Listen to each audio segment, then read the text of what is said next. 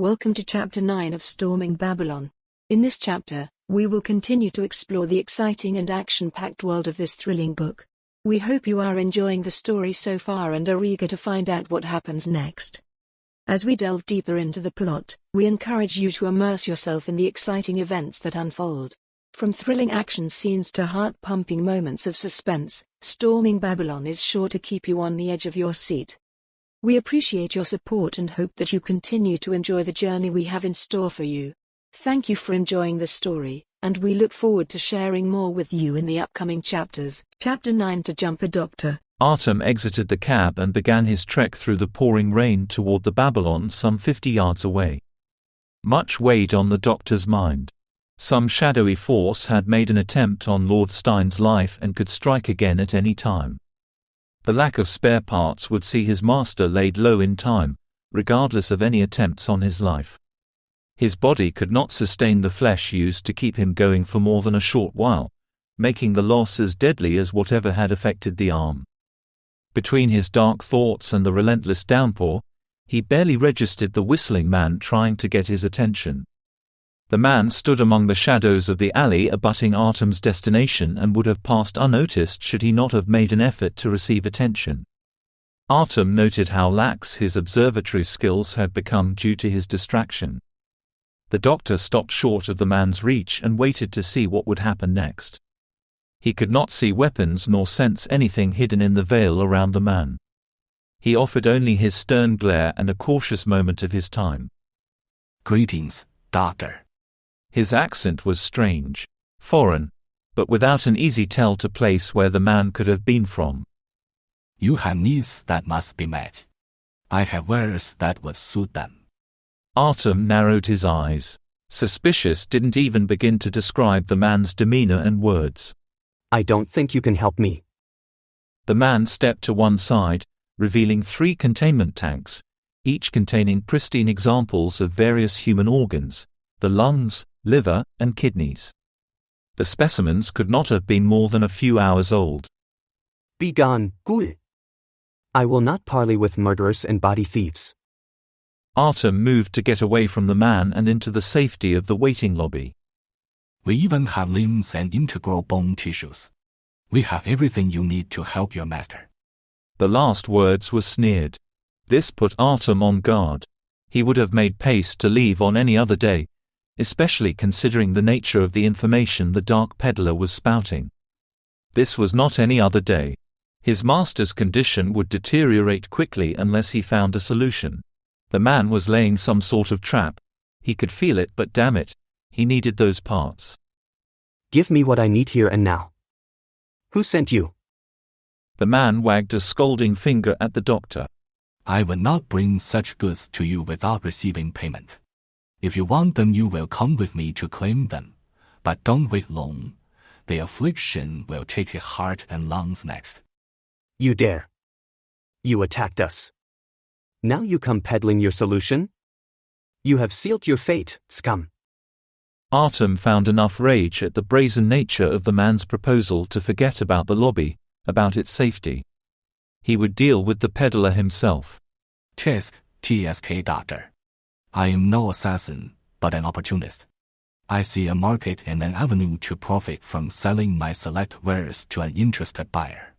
You are interested in saving your master, yes? "Who do you work for? Next time I ask will be after I have your head in a jar." Artem stepped toward the man and prepared to make good on his words. The man stayed in place, unafraid of Artem or his threats. "Come to my shop. Buy the goods. Return here. Save your master. Any other chain of events would see him wither far faster than you could hope to maintain." "What price do you ask, monster?" "Simple enough, we want money." Artem raised an arm to his suddenly aching head. "You went through all of these theatrics to ask for cash." The man raised his arm and approached the curb, just in time for a well-abused car to meet him. He opened the back door of the vehicle like a chauffeur would and made his last bid. "Money for salvation, Doctor. Shall we take a ride?" Dash. After a few moments of deliberation, He would regret getting into the car. He was making a mistake. But Artem could easily overpower the man, his small driver, and escape the vehicle at his leisure. He was the real monster in the situation, not these foolish mortals. Lord Stein needed what they offered and needed it now. He would follow this madness until it revealed itself as a rouse. Or manifested a miracle. The car traveled to the rainbow-colored streets of Chinatown and stopped outside an alley near the Berg's Heart. Artem let the two dealers escort him down the alley some 20 paces to the front of a typical Oriental trinket shop, with a similar facade. The seller placed a key in the door lock and stopped short of opening it. He spoke over his shoulder at Artem. Thank you for coming, Doctor. Your desperation has indeed made you foolish. Now you will die. Artem rolled his eyes and took a heavy breath. His hopes were thin but dashed regardless. He threw a casual punch toward the man at the door. Of course, casual for Artem would shatter the bones of any mortal. His fist hit a cloud of caustic mist, scattering its foulness about him. Its effects were swift: eyes watering, skin burning, dizziness, and limb weakness. His mind reeled at his situation. This was some sort of dark magic.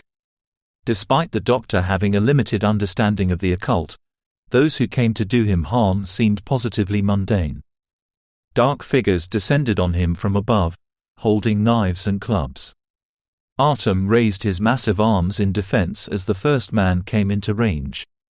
The knuckles of his ape-like hand broke the face of his closest attacker, causing the man to crumple in a heap. The rest suddenly decided to keep their distance. The reason for such caution had little to do with the doctor's ungainly strength, much to his consternation, but instead, with the dark shape descending from the fire escape. It was a horrid thing, undead to be sure, with unnaturally long claws where its fingers should have been. Hairless, and with twisted, clammy features sewn together as a poor attempt at his master's form. Artem was repulsed by the thing, so much so that he let it distract him. The creature may have been ugly, poorly constructed, and ungainly, but it was also damnably fast. Its lunge propelled it to the doctor faster than he could react. Its talons plunged into his shoulder with the ease of a knife through warm butter. The doctor knocked the beast away with a mighty fist. While it shook its head and circled him like some spooked predator, he could feel the first tingling of poison in his veins. It was virulent and supernatural, mundane toxins, and their like no longer affected him. He wheezed as a shock of pain cut through him. The creature, this ghoul, saw the moment of weakness and leaped toward him again.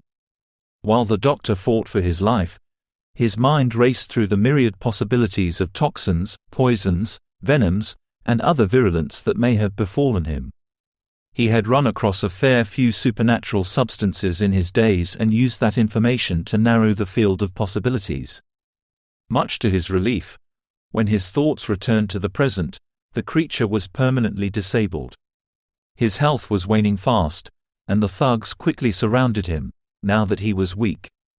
Giant fists swung, cracking skulls and breaking bones as the doctor fought for his life. He was alone against overwhelming odds in some half-flooded alley. Knives caught his flesh while clubs battered him until he could barely stand. He grabbed his closest attacker. With his last strength, he used the man as a human shield to ram through the rest of them until he reached the open street.